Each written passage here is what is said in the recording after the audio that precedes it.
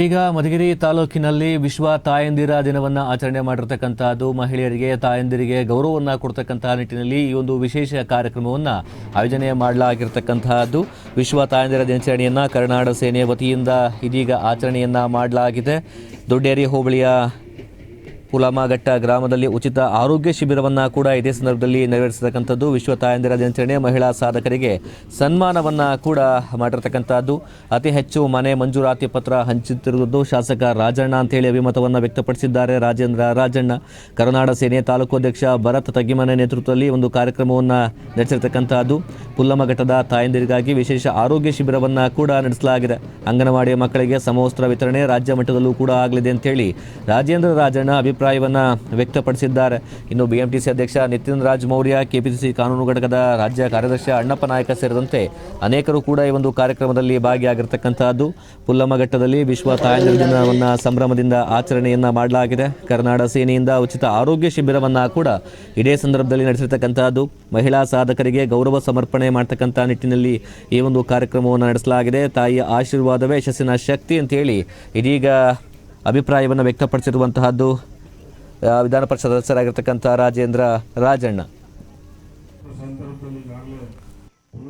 ಊರಿಗೆ 50 ಮನೆಗಳು ಕೊಟ್ಟಿರುವಂಥದ್ದು, ಹೌದಲ್ಲ, 50 ಮನೆಗಳು ಕೊಟ್ಟಿರುವಂಥದ್ದು. ಮತ್ತೆ ಜೊತೆಯಾಗಿ ಈಗ ಒಂದು ಹೊಸದಾಗಿ ನರೇಗಾ ವತಿಯಿಂದ ಒಂದು ಶಾಲಾ ಕಟ್ಟಡ ಅದಾಗಿದೆ. ಅದು ಆದಷ್ಟು ಬೇಗ ಮನೆ ಶಾಸಕರು ಇತ್ತು, ನಾನೇ ಯಾರಾದರೂ ಬಂದು ಅದನ್ನು ಉದ್ಘಾಟನೆಯನ್ನ ಮಾಡುವಂಥದ್ದು. ಮತ್ತು ಸಿ ರಸ್ತೆ ಈಗಾಗಲೇ 15 ಲಕ್ಷ ಅಷ್ಟು ಸಿ ರಸ್ತೆನೂ ಇಲ್ಲಿ ಕೆಲಸ ಆಗ್ತಾ ಇರುವಂಥದ್ದು. ಮತ್ತು ವಿಶೇಷವಾಗಿ ಸನ್ಮಾನ್ಯ ಶಾಸಕರು ಯಾವ್ದಾದ್ರು ಒಂದು ತಾಲೂಕಿನಲ್ಲಿ ಒಂದು ಕೆಲಸವನ್ನು ಮಾಡ್ತಾರೆ ಅಂತ ಹೇಳಿದ್ರೆ ಅದು ರಾಜ್ಯ ನೋಡುವಂಥ ಕೆಲಸಗಳನ್ನ ಮಾಡುವಂಥದ್ದು.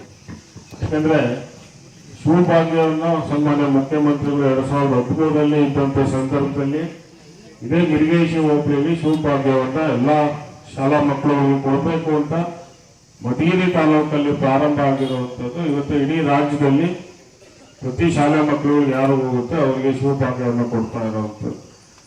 ಈ ವರ್ಷದಲ್ಲಿ ನಮ್ಮ ತಾಲೂಕಿನಲ್ಲಿ ಅಂಗನವಾಡಿ ಮಕ್ಕಳುಗಳು ಯಾರೆಲ್ಲ ಅಂಗನವಾಡಿ ಮಕ್ಕಳುಗಳು ಶಾಲೆಗಳಿಗೆ ಬರ್ತಾರೆ ಅವರು ಬರೋವಂಥವ್ರಿಗೆ 2 ಜೊತೆ ಬಟ್ಟೆ, 1 ಜೊತೆ ಶೂಸು, ಸಾಕ್ಸನ್ನು ಈ ವರ್ಷದಲ್ಲಿ ಯಾರೆಲ್ಲ ಅಂಗನವಾಡಿ ಮಕ್ಕಳುಗಳು ಶಾಲೆಗೆ ಬರ್ತಾರೆ ಅದು ನಮ್ಮ ತಾಲೂಕಿನಲ್ಲಿ ಪ್ರಾರಂಭ ಮಾಡ್ತಾ ಇರುವಂಥದ್ದು. 2 ಜೊತೆ ಬಟ್ಟೆ, 2 ಥರ ಟಿ ಶರ್ಟ್ ಇರುತ್ತೆ, 1 ಟ್ರ್ಯಾಕ್ ಪ್ಯಾಂಟು, 1 ಶಾರ್ಟ್ಸ್ ಇರುತ್ತೆ, ಜೊತೆಗೆ 1 ಶೂಸು, ಸಾಕ್ಸ್ ಇರುತ್ತೆ. ಸೊ ಇದು ಕಾರ್ಯಕ್ರಮ ಪ್ರಪ್ರಥಮ ಬಾರಿಗೆ ಇಡೀ ರಾಜ್ಯದಲ್ಲಿ ಮಧುಗಿರಿ ತಾಲೂಕಿನಲ್ಲಿ ಪ್ರಾರಂಭ ಆಗ್ತಾ ಇರುವಂಥದ್ದು. ಉಚಿತ ಆರೋಗ್ಯ ಶಿಬಿರವನ್ನು ಏರ್ಪಡಿಸಿದ್ದಾರೆ. ಹಾಗೂ ಮಹಿಳಾ ಸಾಧಕಿಯರಿಗೆ ಸನ್ಮಾನ ಸಮಾರಂಭವನ್ನು ಸನ್ಮಾನ್ಯ ಈ ತಾಲೂಕಿನ ಮತ್ತು ಈ ರಾಜ್ಯದ ಮಾಜಿ ಸಚಿವರು ರಾಜಣ್ಣ ಸಾಹೇಬರು ಮತ್ತು ರಾಜೇಂದ್ರ ಸಾಹೇಬ್ರವರ ನೇತೃತ್ವದಲ್ಲಿ ಏನು ಇವತ್ತು ಈ ಕಾರ್ಯಕ್ರಮ ನಡೀತು, ಈ ಉಚಿತ ಆರೋಗ್ಯ ಶಿಬಿರವನ್ನು ಏರ್ಪಡಿಸಿದ್ದಾರೆ. ಈ ಆರೋಗ್ಯ ಶಿಬಿರದಲ್ಲಿ ಅನೇಕ ಜನಗಳು ಕಾಯಿಲೆಯಿಂದ ಏನು ಬಳಲ್ತಿದ್ರು ಅದನ್ನೆಲ್ಲ ಚೆಕಪ್ ಮಾಡಿಸ್ಕೊಂಡು ಉಚಿತವಾಗಿ ಕಣ್ಣಿನ ಶಿಬಿರ ಮತ್ತು ರಕ್ತದಾನ ಶಿಬಿರವನ್ನು ಏರ್ಪಡಿಸಿ ಅದನ್ನು ಉಚಿತವಾಗಿ ಏನು ಸೌಲಭ್ಯವನ್ನು ಪಡ್ಕೊಳ್ಬೇಕು ಅಂತ ಹೇಳಿ ಕೇಳ್ಕೊಂಡು ಈ ಕಾರ್ಯಕ್ರಮವನ್ನು ನಡೆಸಿದ್ದಾರೆ. ಮತ್ತು ಈ ಗಡಿ ಭಾಗದಲ್ಲಿ ಏನು ಬಡವರಿದ್ದಾರೆ, ಹಿಂದುಳಿದವರಿದ್ದಾರೆ, ಆರೋಗ್ಯದ ಬಗ್ಗೆ ಏನು ಗೊತ್ತಿಲ್ಲದವ್ರು ಇದ್ದಾರೆ, ಅವ್ರಿಗೆಲ್ಲ ಇದನ್ನು ಅರಿವು ಮೂಡಿಸೋ ಕಾರ್ಯಕ್ರಮವನ್ನು ಏರ್ಪಡಿಸಿದೆ. ಮಹಿಳಾ ಸಾಧಕಿಯರಿಗೆ 3 ಈ ಕಾರ್ಯಕ್ರಮದಲ್ಲಿ 3 ಸನ್ಮಾನ ಮಾಡಿದ್ದಾರೆ. ಇವತ್ತು ತಾಯಿ ಪಾತ್ರ, ತಾಯಿಯ ಸ್ಥಾನ ಬಹಳ ದೊಡ್ಡದು. ವಿಶೇಷವಾಗಿ ತಾಯಂದಿರ ದಿವಸ ನಾವು ಆಚರಿಸ್ತಾ ಇದ್ದೀವಿ. ನಾವು ಹಳ್ಳಿಗಳಲ್ಲಿ ನೋಡ್ತೀವಿ ತಾಯಂದಿರ ಒಂದು ಎಚ್ಚರಿಕೆಯನ್ನು ವಹಿಸಬೇಕೇನು ಅಂತಂದ್ರೆ ನಮ್ಮ ಮಕ್ಕಳು ಉತ್ತಮವಾದ ವಿದ್ಯಾವಂತರಾಗಬೇಕು, ನಮ್ಮ ಮಕ್ಕಳು ಶಾಲೆ ಕಲಿಬೇಕು, ನಮ್ಮ ಮಕ್ಕಳು ಉತ್ತಮವಾದ ಭವಿಷ್ಯವನ್ನು ರೂಪಿಸ್ಕೊಳ್ಬೇಕು. ಮಾತ್ರ ಅಲ್ಲ, ನಮ್ಮ ಮಕ್ಕಳು ಕುಡಿತ ಚಟಕ್ಕೆ ಬಲಿಯಾಗಬಾರ್ದು. ಹಳ್ಳಿಗಳಲ್ಲಿ ಅಪ್ಪ ಎಣ್ಣದ ಬಾಟ್ಲಿ ಹಿಡ್ಕೊಂಡು ಓಡಾಡ್ತಿರ್ತಾನೆ, ಅಂದ್ರೆ ತಾಯಿ ಮಗನಿಗೆ ಬುದ್ಧಿ ಹೇಳ್ಬೇಕು, ಮಗ ನೀರಂಗಾಗ್ಬೇಡ ಅಂತ ಹೇಳ್ಬೇಕು. ನಾನು ಇವತ್ತವರೆಗೂ ಬಾಟ್ಲಿ ಮುಟ್ಟಕ್ಕಾಗಿಲ್ಲ. ಯಾಕೆ ಅಂದ್ರೆ ಬರುತ್ತೋ ನಮ್ಮಮ್ಮ ನನಗೆ ಹೇಳ್ತಿರೋ ಪಾಠ, ನಮ್ಮಮ್ಮ ನಮಗೆ ಕಲಿಸಿರುವಂತ ಪಾಠ. ನಮಗೆ ಶಾಲೆಗೆ ಹೋಗಿ ಬಂದ್ರೆ ಪ್ರತಿ ದಿವಸ ನಮ್ಮಮ್ಮ ಇವತ್ತು ಸ್ಕೂಲಲ್ಲಿ ಏನಾಯ್ತು ಅಂತ ಕೇಳೋರು.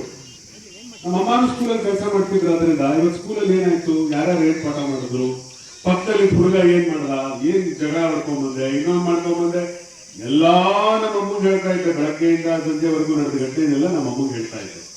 ಹೀಗಾಗಿ ನಮ್ಮ ಒಳಗಡೆ ಎಂಥ ಒಂದು ಮನಸ್ಥಿತಿ ಬಂದ್ಬಿಡ್ತು ಅಂದ್ರೆ ನಮ್ಮಮ್ಮನಿಗೆ ಹೇಳಕ್ ಆಗ್ತಾ ಇರುವಂತದ್ದು ಏನು ಮಾಡಬಾರ್ದು. ಅಮ್ಮ ನಾನು ಸಿಗರೇಟ್ ಸೇದೆ ಅಂತ ಹೇಳಿದ್ರೆ ನಮ್ಮ ಅಮ್ಮನ ಹೊರಗಿಟ್ಟೆ ಅಂತ ಕೆಲಸ ಮಾಡಬಾರ್ದು.